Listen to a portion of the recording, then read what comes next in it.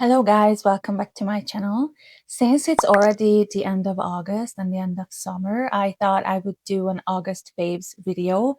I have so many exciting progress to show you, and I have done a very exciting project. Well, it's still ongoing, so I wanna touch on that one as well. So I'm gonna show you 10 plants and I rank them. So I will start with the one that I'm the least excited about and slowly work my way up to the one that I'm the most excited about. So let's get started.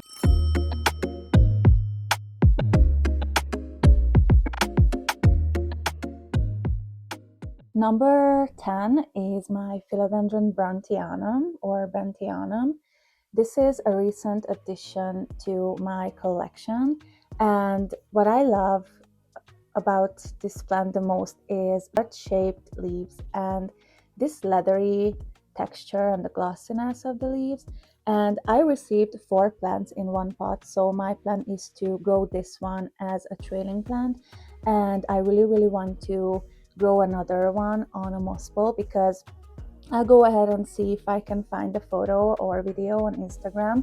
This plant looks so cool when it sizes up on a moss bowl. This plant has such a great mix of colors, like the olive green base and then the silvery white variegation on it.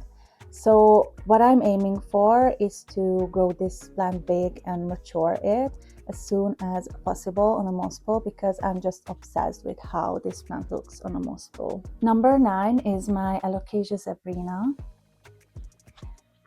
This is her, and I featured this plant in one of my videos. I will try and put it up here so you can check it out. And why I'm excited about this plant is because it's grown a lot. It really enjoys life in my IKEA cabinet. No, actually I put her in my new cabinet. I will do a video on that one as well. And just look the size difference. So this is the newest leaf and this is the first leaf in my care. And look the size difference. I love this arrow shaped leaf and then the zebra like pattern on the stems. This is so cool. So not only the leaf has sized up, but like the plant overall has grown a lot. And if you want a very easygoing alocasia that's unique looking and also grows fast, then I can definitely recommend this one. Number 8 is my Philodendron Mamei Silver Cloud. And this plant was a rescue and it was in a really rough shape when I got it. And I had been battling with different kind of pests. And luckily I eventually got rid of them, I hope for good. And it took such a long time for this plant to really adapt to my conditions here. But I want to show you, this is the newest leaf. And I'm just simply obsessed this pillowy heart-shaped leaf and the silver variegation all over the leaf. And basically this is the first, I hope I'm not jinxing it, but this is the first healthy leaf without any physical damage caused by stress or pests or anything like that. I'm not sure if the camera picks it up, but this leaf has some pest damage as well. And then this one is broken. And you can see here, there's a hole in it. So this is, and it's also sized up quite well, if you can see. I'm not sure. So I'm just really obsessed, and I'm really happy about this plant, that it's finally looking really good for me. So yeah, Philodendron Silver Cloud. Number 7 is my Scindapsus Treubii Moonlight. This is a recent addition to my collection. It was a wishlist plant, so I was really happy when I came across this plant in one of the local garden centers in my area. And I love Scindapsus in general, but what I love about this plant the most, and why I love this plant specifically, is because of the look of the leaves, like these elongated leaves with the silvery coloration. So yeah, I really hope that I will be more lucky with this Scindapsus because I have 2 other plants, I have a Pictus exotica, which I recently gave a chop back and a fresh start because the leaves were quite deformed, and then the vines were quite twisted because I think the garden center that I got it from was keeping it hanging from the ceiling, so it didn't receive enough light and water, I guess, and I just didn't like the way it looks, so I decided to chop it back, just keep those leaves that I liked and try to propagate them. But it doesn't seem to be a successful process. And then I had another, like the Scindapsus jade, and I featured that video in my very first Plant ICU video, and part of those propagations died and rotted, and I have only one propagation left, which is rooting, which is good, but I just don't feel very confident with that Scindapsus. So I'm really happy about this one, and I truly hope that I will be able to grow this one well. Number 6, surprise, another silvery plant. This is my Alocasia Silver Dragon, and the reason I put this plant on this list is because I repotted this plant 2 months ago, and after the repot it started to decline slowly but steadily. Although it pushed out many new leaves, the leaves themselves didn't size up quite well. So I was super happy and surprised when it pushed out this new leaf. Look at that, so cool. Like, if you can see and if you compare this one to the rest of the leaves, this is the biggest leaf, and I'm so excited about this one finally bouncing back and getting its strength back. And I keep it in my IKEA cabinet, so it receives everything it can really hope for. So, like temperature, humidity. I'm not gonna lie, I sometimes let this one dry out too much, but despite that, I think it enjoys life in general, and I'm very happy that it's finally giving me larger leaves. And if you look at the plant, it's really healthy. It's a very compact plant, and it looks really great, and it's actually giving me many corms. However, it's working on a new leaf there. I am not happy about that little hole there. I recently treated all of my plants. Some of them had mild spider mite infestation, so I treated them with alcohol dish soap water, a cocktail, and yeah, so it's not supposed to be having any pests, but you never know, right? Okay, number 5 is my Alocasia green unicorn. Look at that leaf. Look how shimmery and shiny it is. This is the most recent leaf. So the new leaf always comes out shinier with a more significant shimmer, and as it hardens, it loses its shine and shimmer a little bit. So the reason that I'm featuring this plant on this list is because, well, I'm obsessed with this plant, generally speaking. But so this is the newest leaf, but before that, this was the most recent leaf. And look at this size, like how significantly it's sized up. Like, just compare it. It used to live in my IKEA cabinet, but when I received my imports from Aquagenera, I had to remove this one along with many others to give room for my imports. And so I put her in my bedroom in ambient conditions with significantly lower humidity and much higher temperature. So it was a more dry environment for this one. So that's why it's basically half the size of this leaf. But it's still really cool. Like, the iridescence this plant has, can you see it? It's so cool. So it has this dark green base color, and then this yellowish green, purplish hue and shimmer. It's so cool. Like, I love this one so much. And you would expect it to be really fussy given the parent plants, especially the Aslanii, But I have to tell you, this is such an easygoing plant, and it's a fast grower as well.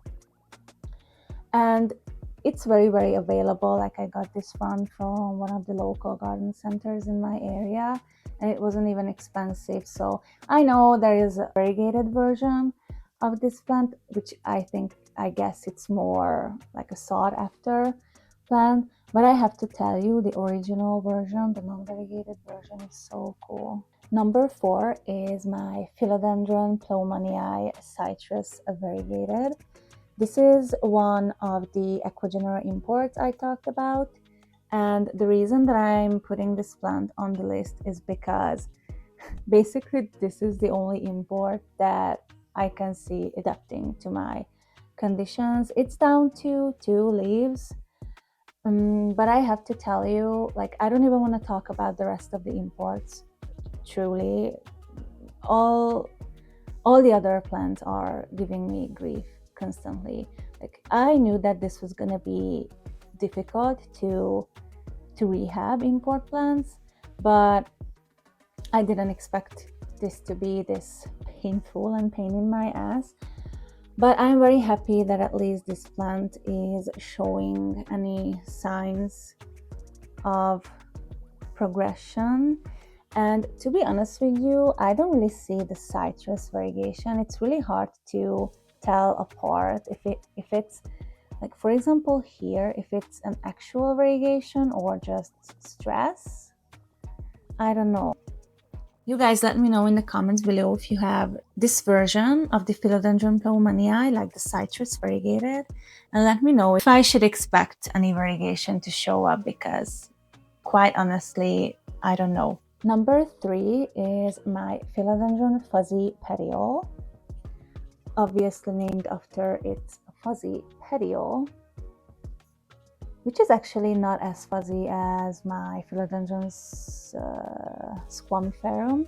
That one is more fuzzy. What I love about this plant is the striking green color of the leaves, and it's also like a velvety and leathery texture at the same time, if that makes sense. And this one is such a hardy, low maintenance plant, but at the same time it grows so fast, and it's really, really, really good looking overall. It's climbing, so this is the newest leaf, and it's currently working on another one there. I don't know why these leaves so much smaller than this one, but I mean, I'm just loving this plant so much. It looks so cool. I don't want to put this one on a moss bowl just yet. I'm very satisfied the way it looks currently. So yeah, Philodendron Fuzzy Petiole. Okay, the next one, number 2. The reason that I put this on the second place is because I'm so happy that I didn't kill this plant. If you watched my other videos, you might know who I'm talking about. So this is my Colocasia Mojito, and there was a video where I was talking about my depression and how plants helped me through depression, and I repotted this plant into this like leca reservoir sphagnum moss situation, and it didn't take it well. It immediately declined and lost all of its leaves. I think it had 3 at the time, and I have to tell you, within only 1 week it started to push out another leaf. And since then, so I think it was maybe 2 or 3 weeks ago, so since then I have another leaf. This is the newest leaf. I don't know where the tip of this leaf went, honestly. And the most cutest thing ever is that little tiny baby plant there. Oh, so it's such a relief that this plant is basically living. I'm really, really grateful that this plant decided to give me a second chance as its plant parent, because I would have been so sad to lose this plant. I'm not gonna lie, I have so many rehabs that I'm currently doing. I recently lost some plants, baby plants, and I was really, really close to lost one of my imported plants, but I don't even want to talk about it. So let's just keep the positive tone. Point is, this plant is gorgeous, getting back its strength, and yeah, I think it's gonna enjoy this setup. At the beginning of this video, I mentioned a very exciting project that I am doing, and that project is with my Alocasia black velvet. And what makes it unique and why this plant makes me so happy is the reason that this is my very first plant ever that has given me inflow. So as you can see, I already cut, oh, how to show you, okay, like this. I already cut off the male part, and I was lucky to have another Alocasia pushing out an inflow at the time this was pushing out its first inflow. And so I decided to try and pollinate them. I've never done such thing, and I didn't really find a comprehensive video on this on YouTube. So I was basically gathering information from here and there, from videos, from websites and everything like that. So I don't want to reveal the father plant just yet, because it looks like the pollination was successful because the female part of the plant has swollen, and I can see the berries inside of the flower getting bigger and bigger. So I don't want to jinx it, but looks like the pollination was successful. So I want to show you the babies in a video, and I'm actually wanting to do an in-depth video of the whole process from start to finish, because the information I was looking for, I didn't really find it in any of those Alocasia pollinating related videos. So that's what I want to do. Since then, there are 2 other Alocasias that are pushing out inflows. So I have 4 Alocasias that are flowering overall. So I'm really excited because, well, for one, I'm excited how the babies will look, because the father is a completely different looking plant. It's similar in size, but it's just, I can't even imagine how the babies would look. And I Googled it and I didn't really find an Alocasia hybrid like that. So we'll see. Yeah, as a beginner plant collector, a complete rookie, I was so clueless, but at the same time, like, I remember when I first saw the flower popping out, I was like, what the heck is that? Because the shape was different, and I just didn't know, like, I just couldn't imagine having an Alocasia that's flowering. Like, I thought that only those Alocasias are flowering which enjoy themselves and they are super healthy and they have the right conditions, which is partially true, but I will talk more about this topic in a separate video, which I will hopefully do for you guys if the pollination turns out to be successful and I will have cute Alocasia babies. So that concludes my August favorites. I hope you enjoyed this video. If you haven't already subscribed to my channel, I would love your support. You can also check out my Instagram page. You can find me as frozenjungle. Take care, you guys, and see you in the next video. Bye!